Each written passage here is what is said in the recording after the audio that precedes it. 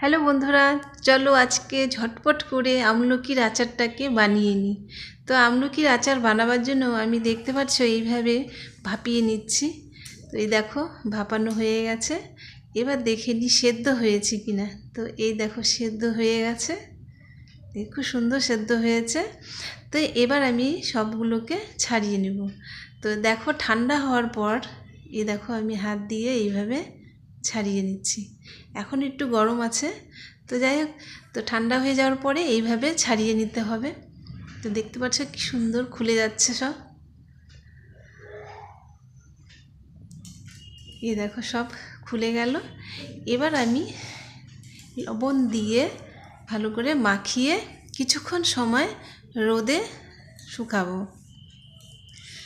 তো এবার শীত চলে এলো, তাড়াতাড়ি করে তোমরা বাজারে গিয়ে আমলকি কিনে নিয়ে আসো, নাইলে পরে পাওয়া যাবে না। এখন আমলকিরই সিজন, বাজারে অনেক আমলকি উঠেছে। তো তোমরাও আমলকিটা নিয়ে আসো, তাড়াতাড়ি করে আমলকির আচারটা বানিয়ে নাও, নাহলে আর পরে আচার দিতে পারবে না। কারণ আমলকি খাওয়া ভীষণ উপকার, জানো, বিশেষ করে চুলের জন্য তো খুবই ভালো।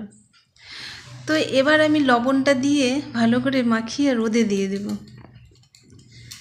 বেশ কিছুক্ষণ শুকাবার পরে, মানে বেশি শুকাবে না, অল্পই শুকাবে। শুকাবার পরে আমি এবার শুকিয়ে গেছে, এবার আমি মশলাটাকে বানিয়ে নেব। তো এতে আমি কি মশলাটা দেব, তো দেখতে পাচ্ছ এখানে মেথিটাকে আমি ভেজে নিচ্ছি।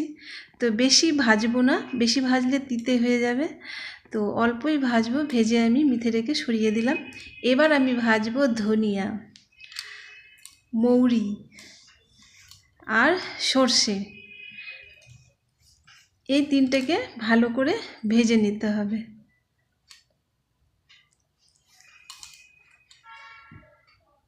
তো বেশ ভালো করে ভাজা হয়ে যাওয়ার পর এবার এতে দিয়ে দেব আজওয়ান।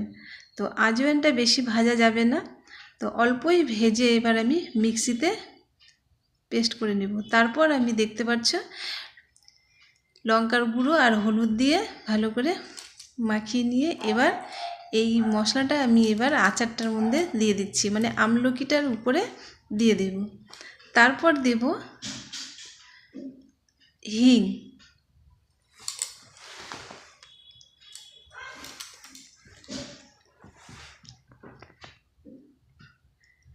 তো হিংটা দেওয়ার পর আমি এবার তেলটাকে গরম করে নিয়েছি, গরম করে ঠান্ডা করে নিয়েছি। ঠান্ডা হয়ে গেলে তারপর আমি এই আচারটার মধ্যে তেলটা দিয়ে দেব।